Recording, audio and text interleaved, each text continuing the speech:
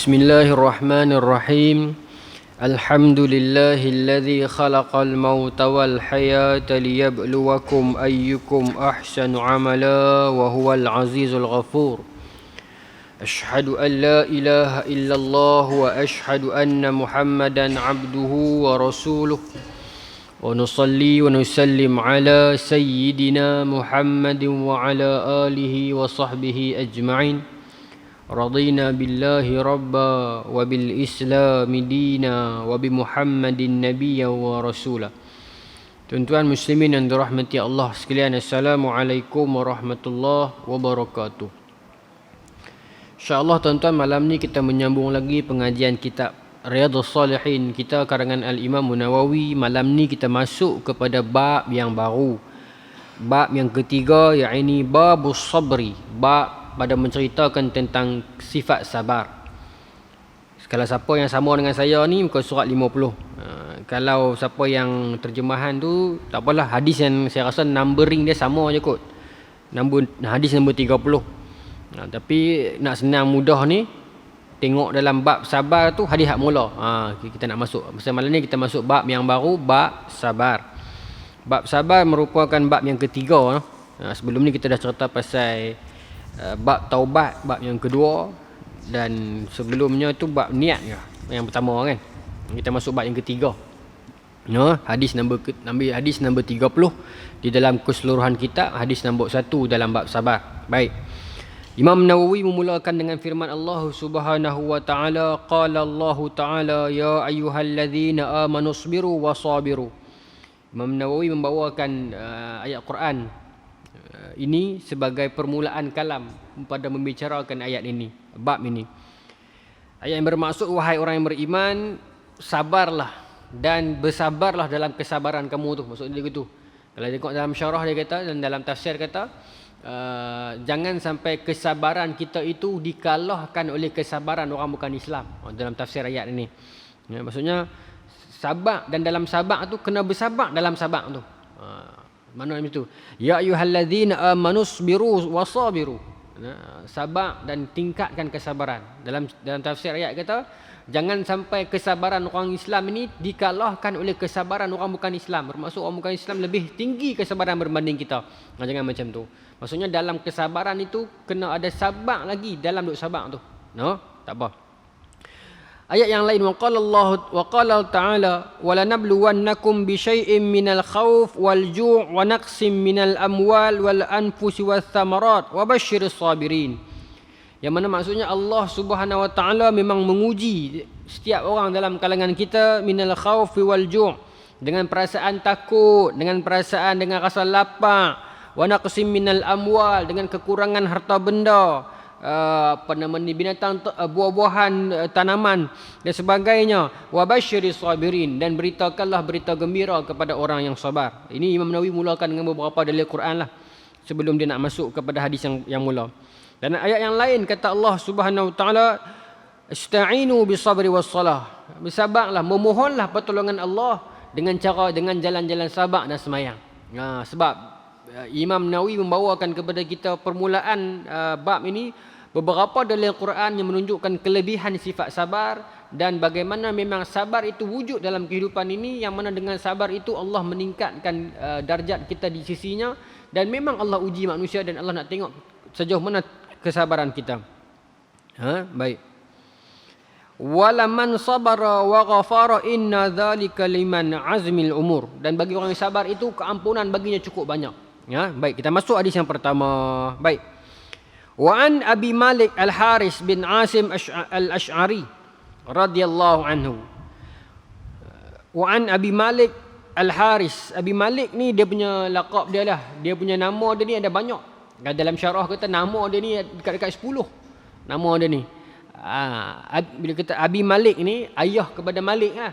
Nama dia sebenar ialah, ada banyak kata dalam syarah Dalilul Falihin, tapi antara yang popular selalu orang sebut Ka'ab bin Asim ataupun Ka'ab bin Ka'ab. Tak apalah, ni saya cerita nama perawi saja. Abi Malik ni kalau tuan-tuan jumpa, memang nama dia banyak. Dan Al-Ash'ari ni ada dua pendapat. Satu pendapat kata dia ni memang keturunan suku Ash'ari yang ada di Yaman. Satu suku Asy'ari yang ada di Yaman tu. Satu lagi pendapat kata bukan pasal tu. Pasal masa dia keluar dulu, masa beranak, masa mak dia beranak kat dia, sya'r dia ada banyak bulu. Dia keluar tu dia bulu dia lebat. Bulu dia lebat. Jadi orang gelak dia lagi tu. Bulu dia lebat. Jadi ada dua pendapat lah dalam syarah sebut. Dia cerita, dia kata apa? Qala Rasulullah sallallahu alaihi wasallam. Ni hadis ni glamour. Kalau anak kita mengaji sekolah, hadis ni hadis tingkatan 1 ke tingkatan 2. At-tahur syatrul iman. Kebersihan itu separuh daripada iman. Syatru bermakna nisf, separuh daripada iman. Walhamdulillahi tamla'ul mizan. Dan alhamdulillah, dalam syarah kata alhamdulillah tu, dia alhamdulillah ni segala puji bagi Allah. Tetapi dalam konteks hadis ni, alhamdulillah dimaksudkan dengan memang lafaz khususiyah. Alhamdulillah, zikir alhamdulillah tu. Alhamdulillah tamla'ul mizan, memenuhi timbangan. Wa subhanallahi walhamdulillahi tamlani au tamla'u ma bainas samawati wal ardh. Dan kalau subhanallah walhamdulillah memenuhi timbangan dan memenuhi langit dan bumi. Maknanya apa ni? Memenuhi itu macam mana? Kalaulah pahala ganjaran zikir subhanallah walhamdulillah itu diterjemahkan dalam bentuk jisim, kalau disusun penuh langit dan bumi. Dan lafaz alhamdulillah sahaja kalau diterjemahkan dalam bentuk jisim, ditimbang, dia memberatkan timbangan kita di hari akhirat. Mizan timbangan kita. Wassalatun nur, dan sembahyang itu ialah cahaya. Wassadaqatu burhanun, dan sedekah itu ialah bukti. Wassabru dhiya, dan sabar itu ialah dhiyaun, pelita. Wal Qur'anu hujjatul laka au alaika, dan Quran itu menjadi hujah kepada kamu atau hujah ke atas kamu. Saya suka terjemah dengan peguam bela kamu atau peguam cara kamu. Quran, dia akan datang di hari kiamat, dia akan datang di padang mahsyar, dia akan datang di mizan, dia akan datang di akhirat. Dia akan menjadi hujah. Dia akan datang di kubur, dia akan menjadi hujah. Dia akan menjadi syafaat bagi kita. Dia akan menjadi pembela bagi kita. Hujjatul laka au alaika. Dia hujah bagi kita atau ke atas kita. Apa maknanya? Kalau kita jaga dia, kita baca dia selalu, kita hormati dia, beradab dengan dia, dia akan datang untuk mempertahankan kita nanti. Dia akan bagi tahu kepada Allah Subhanahu Wa Taala bagaimana kita beradab dengan dia, bagaimana kita tak pernah meninggalkan dia. Innama masala sahibil Quran kama sahibil ibilil muaqqalah.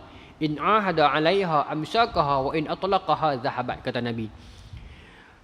Perumpamaan orang yang dengan Quran itu umpama orang dengan unta dia. Kalau dia tambat, unta tu akan tunggu. Kalau dia abai, dia tinggal, unta tu akan pergi meninggalkan dia. Lagu itulah Quran. Kalau kita duk rajin baca dia, kita akan ingat. Kalau kita tinggal dia, lama-lama kita buka balik, yang kita hafal kita lupa, yang kita duk baca pun jadi tak lancar. Lepas tu kita kena rajin buka dia. Teman-teman nak main puasa ni tuan-tuan, rajin-rajinlah buka Quran. Tapi tuan-tuan duk rajin dah, saya tahu orang masjid ni, kita tambah lagi. Baik. Sebab dia akan jadi syafaat, dia akan jadi pendamping, teman yang setia, kawan yang paling setia, Quran lah. Baik. Kullun nasi yaghdu faba'i'un nafsahu famu'tiquha aw mubiquha. Setiap manusia itu, kata Nabi sallallahu alaihi wasallam, bila dia berpagi-pagi dia menjual diri dia. Faba'i'un nafsahu, ba'i'un, bai'. Dia jual diri dia, bermaksud dia menebus diri dia. Setiap pagi manusia itu bila dia bangkit, dia macam ibarat menjual diri dia. Dia macam mana nak terjemah bahasa kita ni? Dia bangun pagi itu masing-masing dengan nasib yang sama, dan terpulanglah apa urusan dia hari itu yang akan menyebabkan famu'tiquha au mubiquha. Sama ada menyebabkan dia merdeka pada hari itu, yang ini dia bebas daripada neraka dengan perbuatan-perbuatan dia yang dimulakan pada pagi tersebut, ataupun dia mencelakakan diri dia. Dia memulakan pagi dengan pagi yang baik, mengisi dengan amal ibadah ataupun berbuat baik dengan orang, tolong orang dan sebagainya. Kata Nabi, setiap orang bila bangun pagi tu macam orang yang berniaga. Masing-masing duk jual diri, masing-masing cuba, masing-masing tunjuk perbuatan apa yang dia buat. Dimulakan dengan pagi itu. Pasal tu ada hadis yang lain, uqdu aliman au muta'alliman au mustami'an au muhibban fala takum fi khamsatin fatahlik. Mulakan pagi kamu sebagai orang yang berilmu. Kalau tak boleh, mulakan sebagai orang yang mengaji ilmu.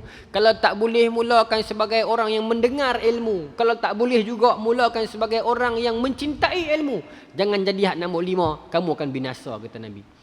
Hadis yang tersebut tentang mulakan pagi, mulakan hari kita dengan pagi yang baik. Sama tuan-tuan dalam konteks kerja pun, betul tak? Kalau kita bangkit pagi, kita fresh lain macam, segar lain macam, semangat dia lain bila kita pergi kerja. Tapi bila kita bangkit pagi, rasa lemah, rasa tak larat, rasa tak ada mood, moodless orang putih kata, pergi kerja apa pun tak jadi dah. Buat kerja pun jadi tak ada mood. Pagi tu penting. Sebab tu kita ada zikir, asbahna ala fitratil Islam. Kita mulakan pagi kita ni dengan fitrah Islam. Wa kalimatil ikhlas, dengan kalimat-kalimatnya ikhlas. Wa dini nabiyina Muhammad, dengan agama Nabi kita Muhammad. Wa ma ana minal musyrikin, dan kita tidak termasuk golongan yang musyrik. Itu hadis yang pertama, riwayat Imam Muslim. Saya tulis ada beberapa hadis lagi, saya nak perhabis sampai 1, 2, 3, 4, 5. Saya cuba nak perhabis sampai 5 hadis pasal bulan lepas raya ni kita akan main hadis yang sangat panjang. Hadis ni menarik lah pasal cerita pasal budak yang sihir tu, ashabul uqdud tu. Seronok, panjang. Nanti saya ingat saya nak perhabis dulu sebelum hadis tersebut. Baik, saya sambung terus.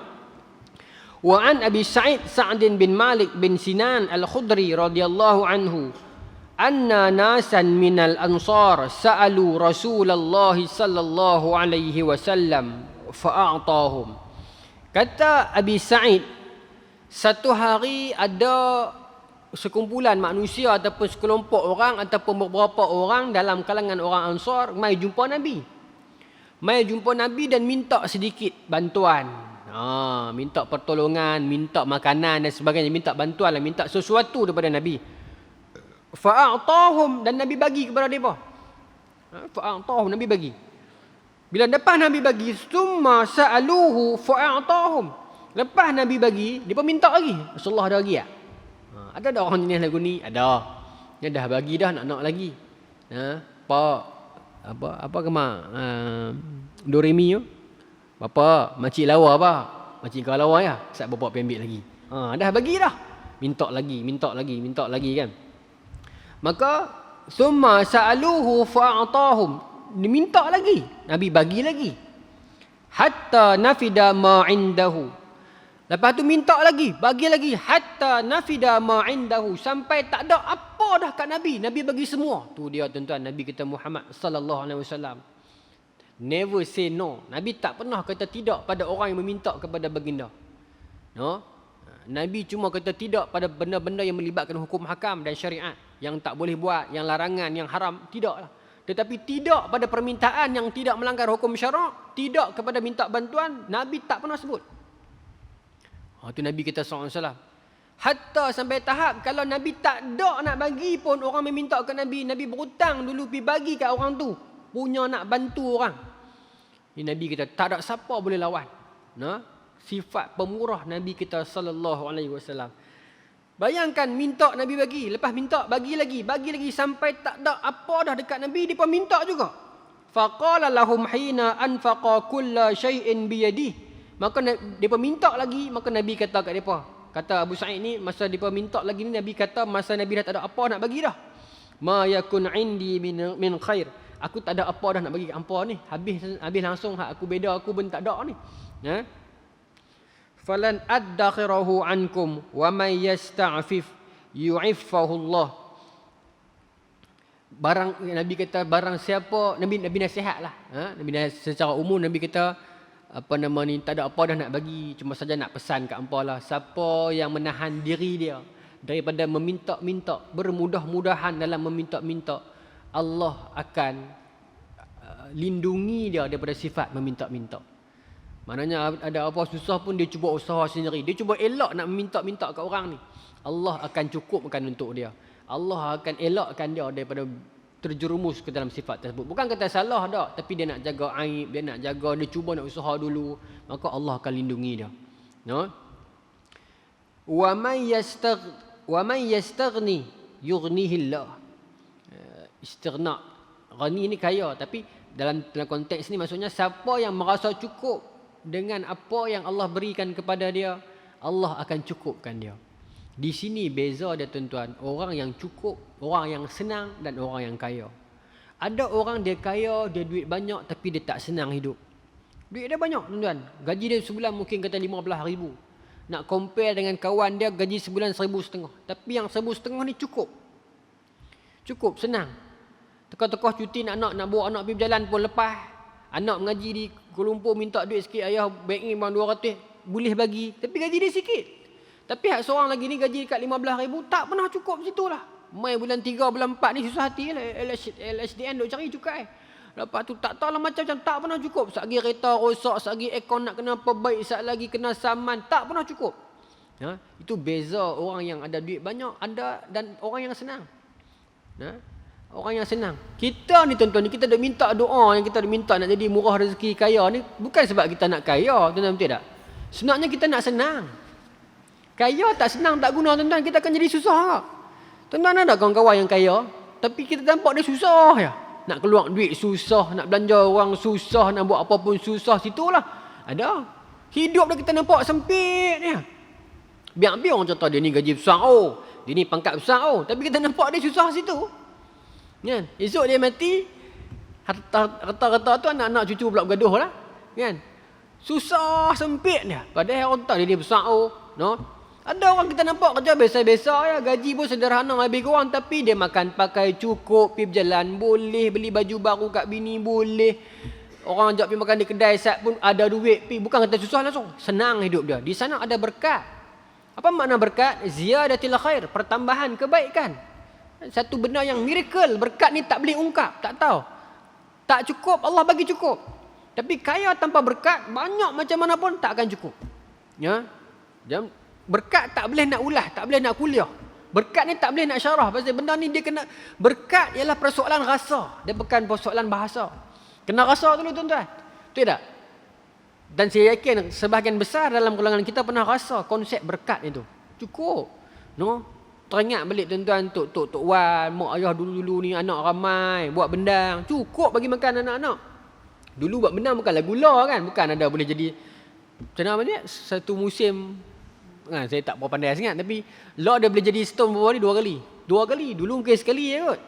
Ya, dengan dulu mana ada subsidi ke apa macam-macam kan. Tapi cukup. Anak kerja besar di Kuala Lumpur pun main balik minta pinjam duit kat mak ayah di kampung pula. Hak dapat gaji bulan-bulan tu. Siapa kaya senangnya? Jadi kita duk minta kat Allah ni, kita bukan minta kaya. Senangnya ni kita nak minta hidup senang. Betul tak? Senang. Tak kaya pun tak apa, senang. Kalau kaya tak senang tak guna kan. Maksudnya kita minta kepada Allah, mudah-mudahan Allah lapangkan hidup kita. Lapang. Tetapi dalam kelapangan itu kata Nabi, hati-hati sebab lapang ni kadang-kadang menipu manusia. Sebab bila dia lapang dia malah beribadat pula. Jadi kita kena banyak hati-hati. Baik. Maka siapa yang rasa cukup, Allah akan cukupkan dia. Ya. Wa may yatasabbar yusabbiruhu Allah. Dan barang siapa yang banyak bersabar atas dugaan ujian hidup, Allah akan menguatkan jiwa sabar itu pada dia. No? Baik.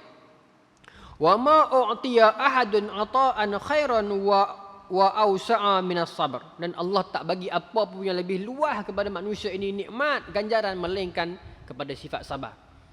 No? Sabar ni banyaklah contoh yang kita duk baca dalam sejarah sabarnya Nabi Nabi Ayub, kesabaran Nabi Ayub, seorang nabi yang tampan, handsome, kaya, segak. Allah uji Nabi Ayub sekelip mata, sakit, jatuh, susah, tapi Nabi Ayub sabar. Dan banyak lagi kesabaran-kesabaran orang lain. Syekh Abdul Fattah Abu Ghudah karang satu kitab, nama dia Safahat minas sabril ulama ala syada'idil ilm wa tahsili. Syekh Abdul Fattah Abu Ghudah, satu kitab tebal. Allah tak bawa. Seronok tuan-tuan buku tu. Ingat ke depan-depan sambil-sambil kita boleh baca-baca selingan dalam kuliah ni kan. Dia Syekh Abdul Fattah Abu Ghudah himpun semua cerita tentang kesabaran ulama dalam menuntut ilmu ni. Allah tuan-tuan kalau kita baca tu, Imam Ibn Muqri dengan Imam Tabarani pergi mengaji di Madinah, belanja habis duit, ilmu tak dapat habis lagi. Bukan kata dia tak mengaji tapi nak banyak. Sampai duit belanja habis, tak ada apa nak makan. Puasa. Pasal tak ada apa nak makan. Puasa pula, puasa wisal. Terpaksa sambung puasa ni. Pasal nak buka puasa ngapa pun tak ada. Sambung pula malam tak makan, esok puasa lagi. Nak makan apa tak tahu, tawakal lah. Duit semua habis punya nak mengaji di Madinah. Ini Ibn Muqri cerita. Lepas tu sampai tak larat sangat-sangat dah ni, tak makan langsung 2 hari dah ni. Berasa lagu nak mati dah tuan. Dia cerita. Pi mana? Pilah ke makam Rasulullah. Duduk tang tu dengan harapan kot ada orang jamu makan ke apa ke. Ibn Muqri kata sama ada kami duduk di sini, sama ada kami dapat makan ataupun kami mati di sini. Dia pun duk sangka nak mati dah. 2 orang, 3 orang dalam jarak 3 orang ni rasa nak mati dah. Jadi alalang kita rasa nak mati, baik kita mati dekat makam Nabi. Terlena. Bila jaga mayang syak apa, tak ada siapa main tak makan apa pun. Tapi Ibn Muqri kata masa kami sampai ke makam Nabi tu, aku dalam hati terkeluar kata, "Ya Rasulullah, kami lapar ni." Terkeluar. Ucap begitu. Tak apa, terlena dimakan apa semua. Balik lepas mayang, balik pergi asrama depan ni, rumah hotel depan ni, bukan orang Madinah. Balik mai tengah malam ada orang ketuk pintu. Ketuk pintu. Buka pintu, ada satu orang Alawi Arab dengan 2-3 orang pembantu dia bawa main nasi Arab, nasi mendi apa ni. 2-3 dalam. Dengan wangi, dengan panas elok pun cukup. Maka kawan ni terkejut, kata kita kenal kan? Saya ada order food panda apa kan? Dia tak ada. Tapi saya duduk tidur tadi, saya mimpi Rasulullah main kat saya, bagi tahu hampa 2 orang duduk lapang. Allahu Akbar. Kesabaran dia bawa tu. Kalau kita baca cerita Abu Hatim Ar-Razi, imam, dia kawan baik pada Imam Abu Zur'ah. Dahsyat kan? Pergi mengaji di Mekah, Madinah. Kemudian nak sambung pula di Mesir, naik kapal 3 bulan. Kapal tu kena pukul ribut 3 bulan. Depa tumpang duk atas kayu ya. Sepihan-sepihan kayu yang ada lah bekas-bekas kapal, ada makanan buah-buah sikit-sikit duk tu. Tak nampak darat 3 bulan. 3 bulan tuan-tuan. Lepas tu terhanyut pergi pantai, mangkit pergi pantai pula, seorang demi seorang pingsan, lepas tu kena kutip. Cerita tu panjang lah. Tu saya kata ke depan nanti saya cuba cerita selit-selit. Tapi nak habaq kata kesabaran mereka tersebut. Kesabaran mereka tu. Apa nama ni? Lepas tu ada seorang lagi, tak apalah nanti dan saya cerita pasal orang yang apa nama ni, anak murid Imam Ahmad tu juga sabar. Dia main jalan kaki daripada Andalus pi ke Baghdad, jalan kaki daripada Sepanyol pi di Iraq, jalan kaki. Apa nama ni, nak jumpa Imam Ahmad, nak mengaji dengan Imam Ahmad. Bila sampai di rumah Imam Ahmad tak boleh mengajar. Tuan-tuan sabar. Sehari satu hadis pergi ambil ke Imam Ahmad. Allahu Akbar. Baqi bin Makhlad nama dia. Al-Imam Baqi bin Makhlad. Imam lah di Andalus. Baik, tak apalah. Nak cerita pasal kesabaran mereka tersebut. Okey, baik, sambung. Hadis yang lain. Hadis nombor 32. Wa an Abi Yahya Suhaib bin Sinan radhiyallahu anhu qala Rasulullah sallallahu alaihi wasallam, ajaban li amril mu'minin inna amrahu kullahu khairun. Ajaib Nabi kata urusan manusia ni. Setiap apa yang mereka buat ni asalnya semua kebaikan untuk mereka. Allah buat apa pun bagi kat manusia ni asalnya semua untuk kebaikan. Asalnya. Semua ni untuk kemudahan kebaikan kita belaka. Hatta kalau kita diuji pun ujian itu untuk kebaikan bagi kita. Dan hatta kalau kita dihalangi daripada kita pergi ke satu-satu tempat ataupun beroleh satu-satu rezeki, itu ialah untuk kebaikan bagi kita. Allah sekat tak bagi kita kaya. Kita nak suruh kaya-kaya tapi tak dapat juga kaya. Allah tahu kalau kita kaya kita akan lupa diri. Allah tahu kalau kita kaya kita akan jauh daripada Allah. Jadi apa pun kata Nabi ni asalnya keseluruhan itu adalah khair untuk manusia. Ajaib. Wa laisa dzalika li ahadin illa lil mu'min. Inna asabathu sarra'u syakara fakana khairan lahu wa in asabathu dharra sabara fakana khairan lahu. Kelebihan bagi orang Islam itu, orang mukmin yang Allah bagi kepada orang mukmin, Allah tak bagi kepada orang lain itu, iaitu kelebihan sifat sabar. Bila menerima satu-satu ujian, dia bersabar, dengan dia sabar itu Allah anugerahkan dia tingkatan darjat kelebihan yang cukup banyak bagi dia. Baik, lagi. Wa an Anas radhiyallahu anhu qala Lamma thaqulan Nabi sallallahu alaihi wasallam. Hadis ni panjang sikit. No? Baik. Lamma thaqulan Nabi sallallahu alaihi wasallam. Thaqula dia bukan marid. Kalau kita tengok dalam kamus, thaqula ni dia macam syiddatul marid. Dia syiddatul marid. Kesakitan yang bersangatan. Lamma thaqulan Nabi sallallahu alaihi wasallam ja'ala yataghashshahul karbu. Karbu ni lagi derita. Sebab tu nama Karbala tu mai daripada karbu wa bala. Derita dan bala. Karbala tu tempat Sayyidina Husain dibunuh. Karbala kan. Karbun wa balaun. Karbala. Ni karbun. Al-karbu lah. Kalau nakirah karbun. Makrifah al-karbu. Karbu ni derita. Maka dalam ni cerita ketika mana Nabi mengalami sakit yang bersangatan tersebut, ja'ala yataghashshahul karbu faqalat Fatimah radhiyallahu anha wa karba abatahu. Fatimah tak tahan tengok Nabi sakit sangat-sangat dah ni kan. Nampak sakit sungguh-sungguh. Dalam syarah kata sakit ni sakit Nabi nak pi dah ni. Nabi nak pi dah.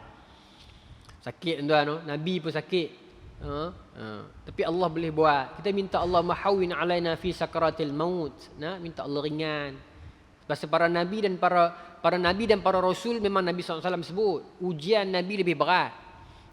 Hatta demam para nabi double daripada demam kita. Double tu tuan-tuan macam mana? Kalau demam kita panas, suhu kita 40, kalau double, ni cara matematik bodoh-bodoh lah ni kan. Pasal Nabi kata double. Kalau suhu kita panas 40 demam, para Nabi berapa? Darat 2 tengok. Allah, derita yang para Nabi tanggung lagi dahsyat daripada kita. Lagi dahsyat. Sebab tu kesakitan Nabi pun sakit. Allah boleh buat Nabi tak rasa apa langsung. Baik. Maka ketika mana Nabi dalam keadaan di hujung-hujung usia dah sakit. Maka Siti Fatimah tak tahan tengok. Maka Siti Fatimah kata, deritanya ayahku ni. Deritanya ayahku ni. Maka Nabi dengar Fatimah pi cakap lagu tu. Faqala, maka kata Nabi, laisa ala abiki karbun ba'dal yaum. Sesungguhnya ayahmu ini takkan derita lagi lepas hari ini. Maknanya apa? Ni kesakitan terakhir. Nabi nak pi dah tinggalkan kita. Nabi nak pi dah tinggalkan Fatimah. Dalam riwayat yang lain cerita lagi panjang lah. Fatimah Nabi panggil bisik kan. Mula-mula Fatimah menangis. Lepas tu Nabi tarik pula bisik. Lepas tu Fatimah senyum. Lepas tu orang tanya kenapa menangis. Mula tu pasal Nabi kata Nabi nak pi dah. Yang kedua pasal apa senyum? Pasal orang yang pertama menyusuli Nabi dalam kalangan keluarga Nabi, Fatimah. Baik. Maka Nabi beritahu kat Fatimah, Nabi SAW beritahu kat Fatimah, lepas ni ayah kamu ini takkan rasa derita dah lepas pada ni. Dalam syarah kata sebab Nabi nak pi dah. Falamma mata. Kemudian Nabi SAW pun wafat, meninggal dunia. Peristiwa kewafatan Nabi SAW ni satu peristiwa yang sangat dahsyat, menggoncang Madinah. Menggegarkan bumi Madinah. Sayyidina Umar unconscious bahasa Melayu apa, dia tak boleh kawal diri dia. Dia keluar hunuskan pedang dia ke tengah-tengah Madinah. Dia kata Muhammad itu tak mati. Muhammad cuma pergi jumpa Allah macam Musa pergi jumpa Tuhan dia. Itu saja. Muhammad akan balik. Siapa kata Muhammad mati, ku pancung dengan pedang ni. Siapa kita nak kata Sayyidina Umar tak beriman? Sayyidina Umar jauh lebih beriman meninggalkan kita. Sayyidina Umar jalan yang dia lalu, Iblis tak lalu dah. Iblis lalu jalan lain. Sayyidina Umar. Tapi kenapa jadi macam tu? Kerana kasih dan sayangnya sahabat kepada baginda Nabi SAW. Masa tu semua pakai unconscious. Sayyidina Abu Bakar seorang yang steady. Sayyidina Abu Bakar seorang yang steady. Dia matang. Dia steady. Hak lain semua tak boleh kawal dah. Orang-orang disertakan dalam sirah ni, orang-orang perempuan anak darah Madinah yang tak pernah keluar rumah pun keluar. Dia jadi lagu derita Madinah hari tersebut. Bukan kata kita bersedih, alam bersedih. Tuan-tuan, Bilal tak boleh duduk Madinah, pindah. Tak boleh duduk. Satu-satu sudut Madinah ni mengingatkan Bilal kepada baginda Nabi. Tak boleh duduk, pindah. Ada sahabat minta, ya Allah agar butakan mata aku. Ya Allah, aku tak mau tengok orang lain lepas daripada tengok Nabi. Ada minta sampai mati. Pasal tidak ada kehidupan selepas tidak ada adanya Nabi. Allah SWT sayangnya mereka kepada baginda Nabi SAW, sayang yang bersangatan. Kenapa Nabi sayang kat mereka? Sungguh, tapi kat kita sekali lah. Kat kita lebih. Sampai para sahabat kata, kami ni bukan saudara ke? Nabi kata, antum ashabi, hampa sahabat. Nabi rindu kat kita. Pasal Nabi kata, mereka ni kita lah yang tak pernah tengok aku, tapi ingat kat aku mengamalkan Islam. Nabi rindu. Kita rindu tak kat Nabi SAW? Nabi duduk seorang-seorang, Nabi teringat kat kita, meleleh air mata. Kita pernah dah duduk seorang-seorang, teringat kat Nabi, keluar air mata. Nabi dalam hadis, ana faratukum alal haud, aku yang pertama mendahului kamu dekat telaga haud. Bukan Nabi nak pergi minum terus dah. Nabi dalam syarah hadis kata Nabi berulang alik, berpusu-pusu pasal nak bagi kita minum. Nak jamu kita. Dan dalam peristiwa mizan di akhirat nanti, Nabi tak rehat. Syafaat kat umat Nuh, syafaat kat orang ni, syafaat. Nak bagi. Tak berhenti rehat. Nak bagi semua masuk syurga. Nabi usaha keras. Bukan kita tekat di dunia saja Nabi dah dakwah, berarti habis sudah lah. Tak. Terus. Syafaati li ahli al-kabair min ummati. Nabi kata syafaat aku boleh sampai kepada orang yang buat dosa besar pun. Jangan takut. Orang yang buat dosa besar, kita ke siapa ke dalam video ni ke, dia rasa saya ni teruk dah, Islam tak terima saya dah, saya dengan Allah jauh, saya dengan orang Islam jauh, semayang tak pernah apa, saya tak ada apa. Jangan sangka lagu tu. Nabi kata syafaat aku boleh sampai ke hamba. Ingat kat Nabi SAW, ingat kat Nabi, jangan tinggal langsung. Tuan-tuan, kita dalam hidup ni, apa yang paling kita takut? Kita takut kalau dosa kita Allah tak ampun dan amalan kita Allah tak terima. Yang tu paling kita takut. Yang paling takut lagi kalau Allah tak ampun dosa. Kita dah tinggalkan dosa tu 10 tahun, 20 tahun dulu dah. Kita pun dah lupa cuci tangan, dah jadi orang masjid dah. Tapi dulu biasa buat dosa 30 tahun dulu. Lah jadi tenang, elok dah. Rupa-rupanya 30 tahun dulu Allah tak ampun. Allahu Akbar. Yang tu yang kita boleh takut, dan saya yakin semua orang setuju dalam ni. Dan dalam ni juga. Kalau Allah tak ampun, kita tak ada second option dah. Mana ada lain, Allah saja pemilik mutlak keampunan. Allah, kita nak harap siapa? Allah saja. Tak ada apa dah. Kalau lah Allah tak ampun, tak ada bahasa, tak tahu nak tolak ke mana. Satu lagi ada syafaat Nabi SAW. Pasal tu kita kena selawat banyak. Pasal tu kita kena selawat banyak. Ingat lagu bunyi gendang bukan tak lagi. Minta ampun kepada Allah, istighfar kepada Allah, selawat jangan putus langsung lah hari-hari. Jangan biarkan satu hari dalam hidup kita tanpa selawat. Kena selawat. Di luar, dalam sembahyang tentu dah. Ni luar sembahyang ni. Selawat. Jangan lepas. Tak mampu disiplin hari sehari 100 apa tak apa. Kita set malam ni, set. Aku jangan biar sehari pun lepas hidup aku tak selawat langsung. Bagi ada sehari juga. Saya kalau saya peribadi, saya set macam tu. Jangan bagi satu hari pun terlepas tanpa selawat langsung di luar sembahyang. Selawat juga. Teringat terus selawat. Kita rindukan Nabi SAW. Doa yang Nabi simpan. Likulli nabiyyin da'watun da'aha li ummatihi wa in ikhtaba'tu da'wati syafa'atan li ummati yaumal qiyamah. Setiap Nabi ada doa yang untuk umat. Yang kalau Nabi tu minta, tak ada syarat, terus kabul. Doa Nabi memang makbul, tapi doa untuk umat ni belum tentu. Pasal tu Nabi minta Abu Talib agar Allah ampunkan dia, Allah tak ampun kan. Turun ayat Quran, Allah kata jangan kamu sangka boleh bagi hidayah kat orang lain, ya ahli keluarga kamu. Kalau Allah tak bagi, hidayah milik Allah. Maka tetapi ada satu portion Nabi kata ni, setiap Nabi ada satu ruang, satu kuota yang dia doa dekat umat dia, confirm Allah bagi. Semua Nabi berkat doa dah. Dan dalam syarah kata semua Nabi yang doa tu adalah doa bala lah. Bila umat tak mau dengar sangat, doa mai puting beliung, mai lipat bumi, mai ribut tufan. Tapi beda aku, Nabi kata, hampa buat jahat tahana ke macam mana pun, letak najis unta atas belakang Nabi ke, apa fitnah Nabi ke, sihir Nabi ke, Nabi tak doa. Nabi kata aku simpan. Wa inni ikhtaba'tu da'wati, aku simpan doa aku. Syafa'atan li ummati yaumal qiyamah. Bukan sebagai bala, tetapi aku nak guna di hari kiamat nanti, nak jadi syafaat kepada hampa semua, kepada kita semua. Nabi simpan. Nabi rela kalau letak atas belakang Nabi dengan najis unta. Nabi rela difitnah, Nabi rela disihir, Nabi rela diumpat, Nabi maafkan. Sebab Nabi nak guna kuota doa itu nak selamatkan kita di hari kiamat nanti. Bang kah? Nak bang dulu kau macam mana kau? Sabung kau? Bang kau? Sambung tu kan? Baik. Maka dalam peristiwa ni falamma mata, Nabi meninggal dunia. Ya. Qalat, maka berkatalah Fatimah, ya abatahu ajaba rabba da'ahu, ya abatahu jannatul firdausi ma'wahu, ya abatah ila jibril nan'ahu. Dia macam syair. Ya, masa orang perempuan gitulah kan. Dia kenang, dia kata ayah, nah hebatnya perjuangan ayah, dakwah ayah, macam itulah. Ya, ni macam syair lah. Ayah, syurga lah tempat ayah. Nah, ayah kepada Jibril lah kami mengadu kehilangan ayah. Dia macam syair lah. Dia cakap perempuan. Nah, orang lelaki kan dia steady sikit kan, perempuan. Tambah-tambah perempuan Arab. Lepas tu dia peringkat awal dulu ada larangan. Nah, baik. Maka dia duduk sedih, mengadu apa semua ni. Tak apalah. Dalam hadis ni, Abu Sa'id nak cerita ni, Anas nak cerita ni, kita keadaan Fatimah pada hari itu dia macam sugul, dia sedih. Dia unconscious juga macam saya kata tadi, nah.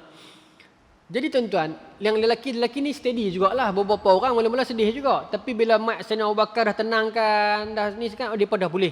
Sebab kalau semua bersedih, tak ada orang yang nak kontrol, siapa nak buat kerja? Rasulullah dah wafat ni.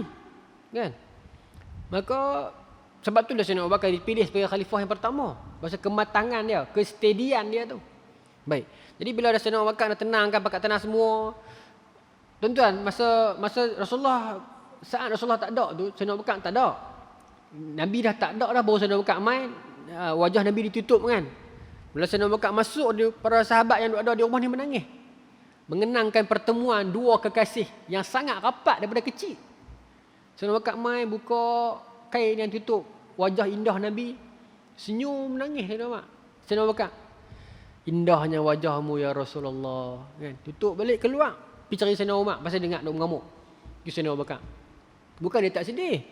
Nah, cuma ada benda yang lebih besar yang dia nak kena buat. Masa tu kita boleh bersedih tak? Boleh, lagi kita akan main hadis tu. Baik, saya nak cepat hadis ni. Maka Fatimah duk bersedih.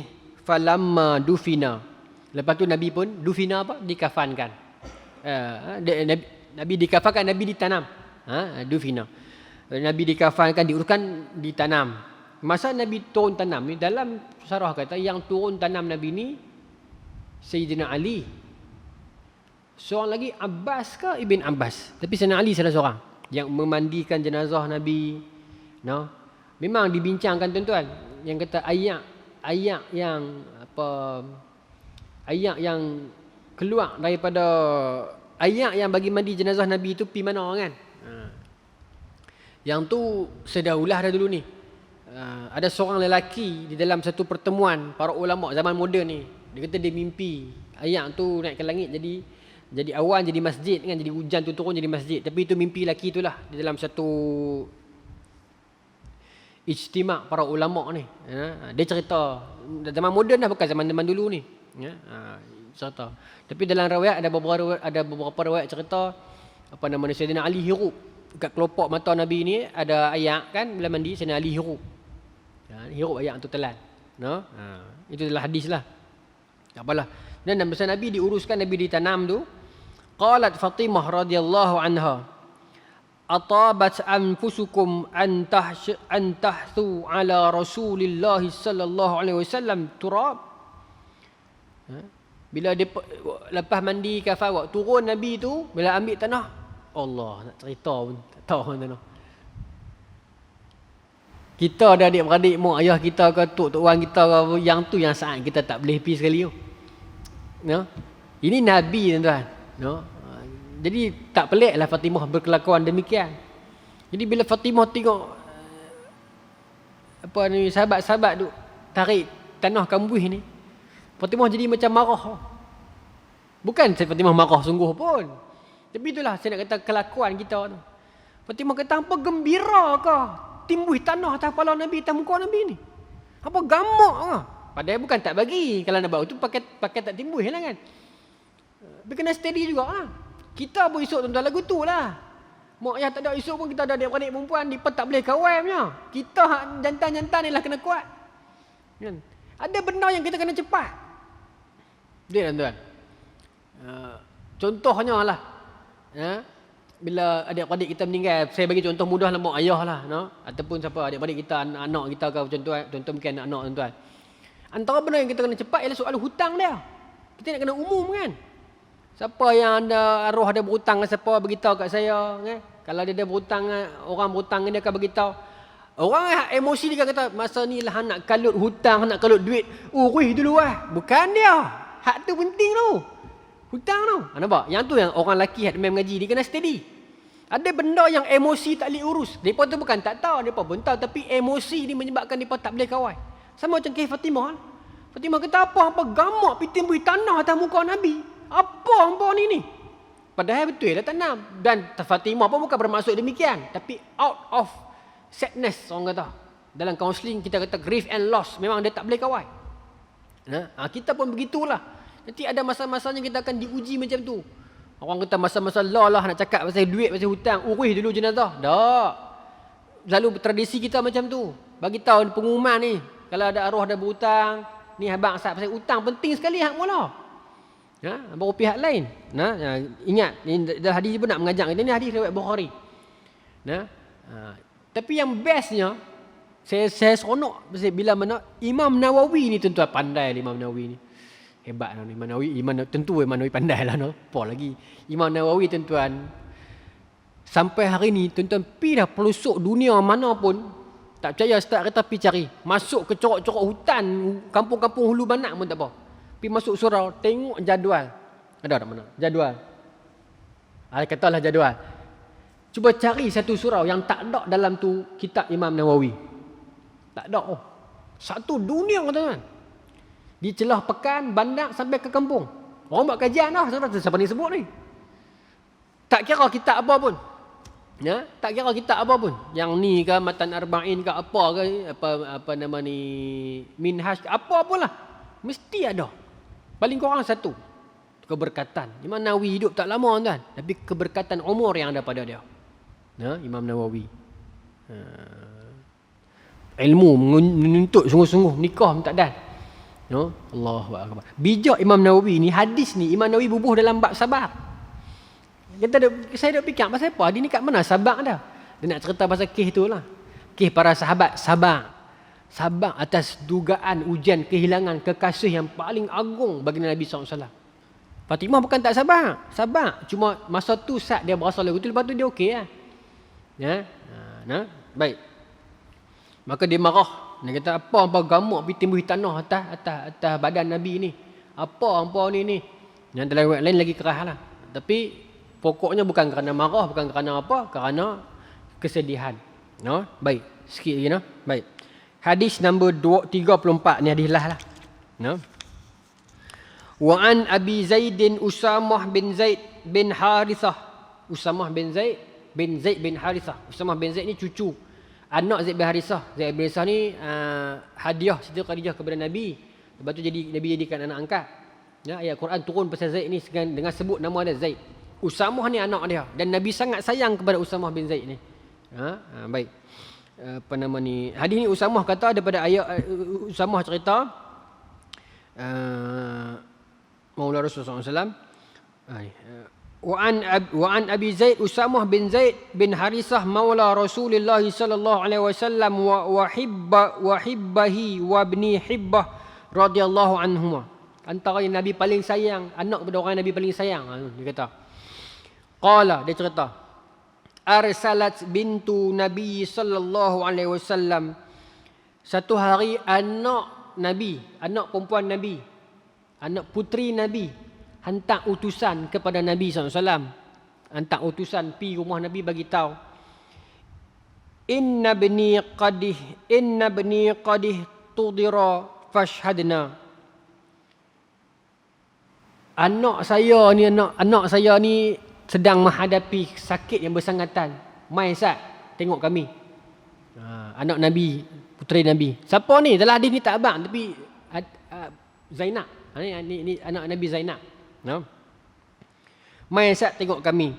فأرسل يقرئ السلام ويقول إنا لله ما أخذ وله ما أعطى وكل شيء عنده بأجل مسمى فلتصبر ولتحسب. Nabi nak pi, cuma Nabi pesan kat kawan utusan tadi ni, kirim salam kat dia, pesan kat dia sabar. Apa pun yang Allah bagi, hak Allah nak ambil balik. Apa pun yang Allah uji kita, banyak sabar. Nabi pesan lagu tu lah. Satu pesan. Maka utusan ni pun balik pergi rumah Zainab, pergi bagi tahu dekat Zainab ni. Lepas tu tuan-tuan, tak dan Nabi nak pergi lagi, dia mai pula. Fa arsalat ilaihi tuqsimu alaihi la ya'tiyannaha. Sekali lagi utusan mai. Zainab ni, anak Nabi ni siap bersumpah. Demi Allah pak kena mai, cepat. Maknanya apa ni? Anak dia ni lah keadaan dia hujung-hujung dah. Maka fa'aqama ma'ahu Sa'd bin Ubadah wa Mu'az bin Jabal wa Ubay bin Ka'ab wa Zaid bin Thabit wa rijalun radhiyallahu anhum ajma'in. Maka masa tu dalam majlis, Nabi ada urusan dalam majlis. Maka bila dah mai sekali lagi, pesan suruh cepat sumpah siap. Maka Nabi pun terus ajak para sahabat pi. Seorang-seorang ni yang disebut ni. Sa'ad bin Ubadah, Mu'az bin Jabal, Ubay bin Ka'ab, Zaid bin Thabit, semua nama-nama besar kan. Itu menandakan apa tuan-tuan? Bila sahabat-sahabat yang ni ikut pi. Maknanya masa utusan tu mai, Nabi sedang ada urusan penting lah tu. Pasal semua sahabat-sahabat besar-besar tu ada tu. Nah? Bukan Nabi nak melengahkan panggilan anak dia, tidak. Ada urusan lah tu. Nah? Tapi bila Nabi panggil sekali lagi, siap bersumpah lagi, maknanya benda urgent sangat ni. Maka Nabi kata, jom kita pi sat tengok. Maka pi. Bila pi tuan-tuan, bila sampai, farufi'a ila Rasulullah sallallahu alaihi wasallam as-sabiyyu fa'aq'adahu fi hijrihi wa nafsuhu taqaqqa. Menarik ni.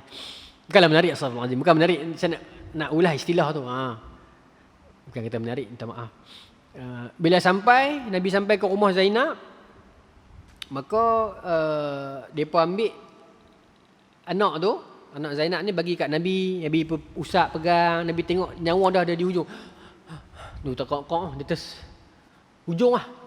Dia nafas dah tersekat-sekat dah di hujung-hujung dah. Siapa budak ni? Cucu Nabi ya. Dia tak? Anak Zainab cucu Nabi. Tok Wan pegang cucu di hujung nyawa ni lagu mana tuan? Nah. Fafadat ainahu. Maka nitik yang mata Nabi. Lah Tok Wan, no, cucu. Kita tengok apa ni jatuh bersekat pun kita meleleh mata. Tu kata semua duk tarik lagu tu pun kita tak terah duduk dah anak cucu kita ni. Ni hujung nyawa tuan-tuan. Ni roh-roh hujung.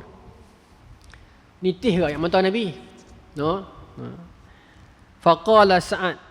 Maka Sa'ad bin Ubadah yang ada macam tu tengok, dia pun jadi macam heran. Maka dia kata kat Rasulullah, ya Rasulullah, ma haza? What is this? Apa ni? Bukan petikai dah. Sahabat ni kita baca hadis banyak, kita akan tengok sahabat bukan petikai, tapi mereka ni luhur, betul-betul nak tahu. Kadang-kadang soalan tu kita nampak lagu petikai dah. Dia betul-betul nak tahu. Kalau kita orang Melayu kita marah dah. Apa tanya lagu ni? Dah. Dengan dia tanya tu lah kita boleh tahu ilmu hari ni. Saat tanya, ya Rasulullah, apa ni? Apa ni apa dia? Pasal apa teriak ni? Apa ayat mata ni? Macam tu maksudnya. Kan Nabi ajak kita sabar, Nabi ajak kita tenang, Nabi ajak kita redha. Pasal apa Nabi cucu meninggal Nabi teriak? Seolah-olah lagu tu tanya Allah.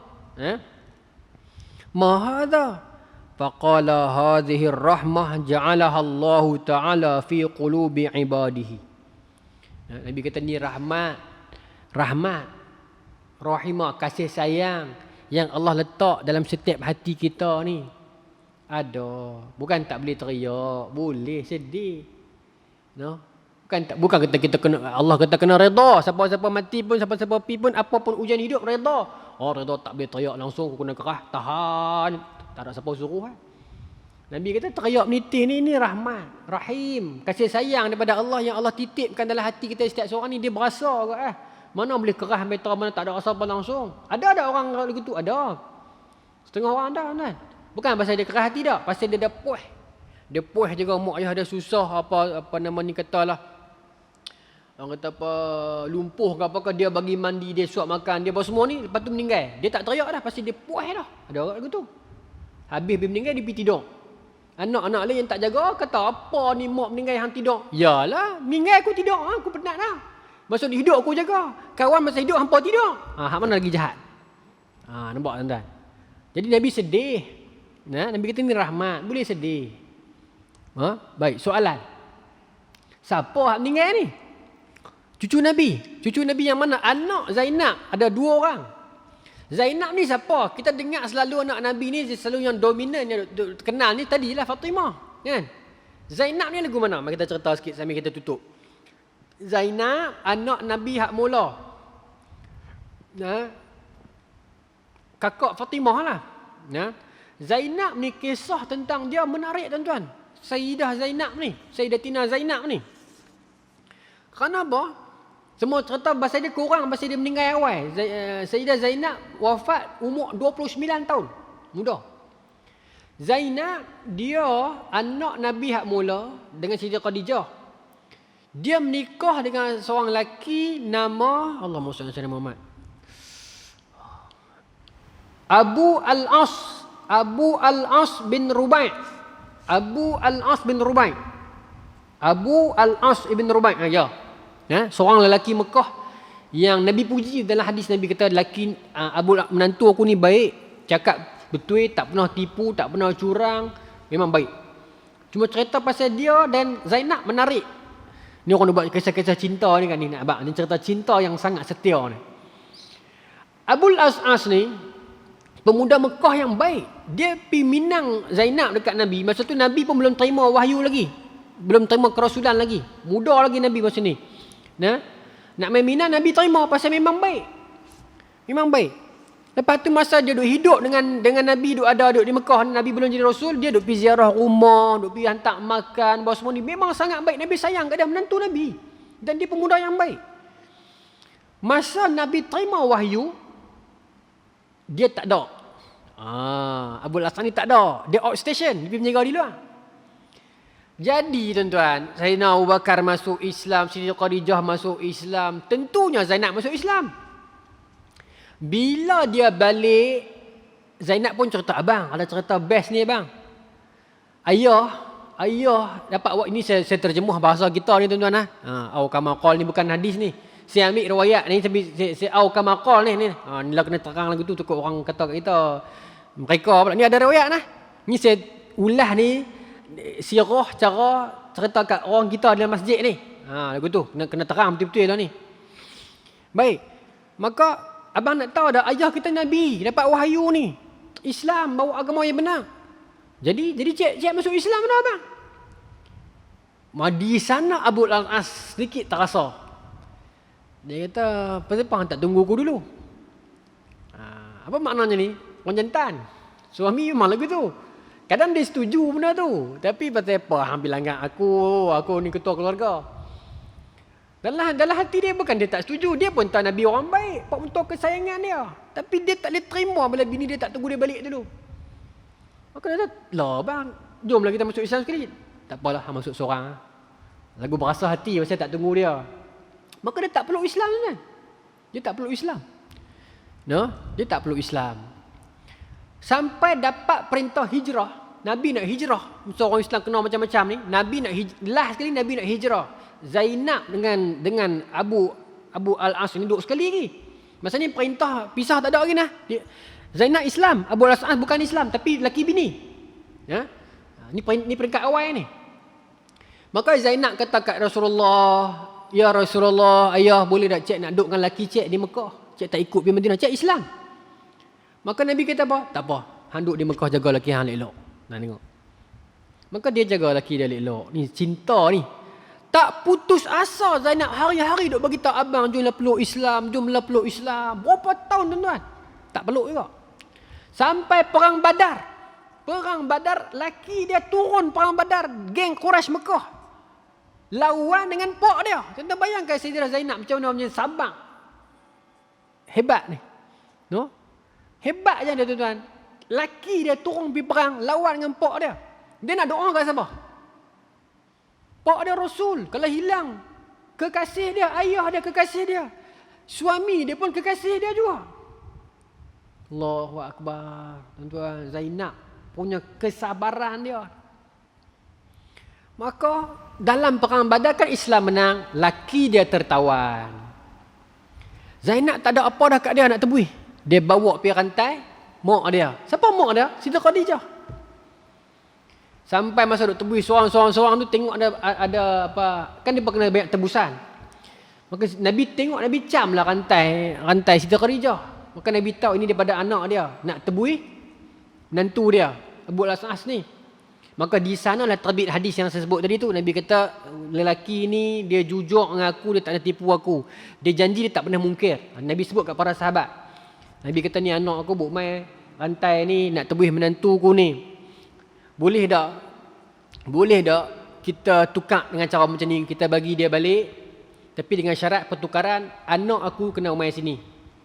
Jadi kita rantai ni tak payah tebuih lah. Sahabat ikut. Nabi kata kalau nak sahabat tak setuju pun tak apa. Tapi sahabat kita ikut apa yang Nabi kata. Maka dalam riwayat yang lain kata, Nabi beritahu dekat Abu Al-As, kami bebaskan hang dengan jaminan, dengan syarat hang kena hantar balik anak aku mai ke Madinah. Pasal hang pun dah tak boleh duduk sekali dah. Dah mai perintah dah yang bukan Islam dengan Islam tak boleh duduk sekali dah lelaki bini. Maka dia setia dengan janji dia tu yang Nabi bagi jaminan tu. Dia balik pergi Mekah. Zainab duk tunggu dah dekat Mekah. Daripada jauh dia pesan nak, dia tak panggil nak lah, saya minta maaf lah, tapi saya nak bagi bahasa kita ni. Wahai isteriku, bersiap dengan anak-anak tuan-tuan. Bersiap dengan anak-anak, jangan duduk dekat dengan aku, jangan duduk dekat dengan aku. Kita tak boleh duduk dekat dah. Kita tak boleh duduk dekat dah. Perasaan Zainab macam mana tuan-tuan? Berapa lama tak jumpa lelaki, lepas tu bila main nak jumpa tak boleh sentuh, tak boleh apa. Pasal ayah pesan hang kena pergi Madinah. Contoh ni panjang tuan-tuan. Nanti Abu Sufyan tangkap mereka. Abu Sufyan terpancur dalam hati dia kesian. Abu Sufyan kata, aku bukan tak bagi. Tak apalah kalau nak pergi, hantar pergi sengak-sengak. Maksud tu Abu Sufyan belum masuk Islam. Pokoknya Zainab pun pergilah Madinah. Pergi Madinah. Abu Al-As duduk di Mekah. Terima Islam tak? Tak terima lagi. Kawan duduk di Madinah seorang-seorang. Ada baginda Nabi SAW. Bela anak 2 orang. Masa tu 2 orang lagi. Tapi anak dia 2 orang dengan Abu Al-As. Satu nama Umamah bintu Abu Al-As ni lah. Umamah ni perempuan. Satu nama Ali. Yang meninggal ni Ali. Yang meninggal ni Ali. Sebab dia meninggal masa kecil, masa baby. Umamah ni cucu yang Nabi sayang. Lagi saya cerita. Saya tak mau bagi campur aduk. Saya nak parah cerita Zainab ni dulu.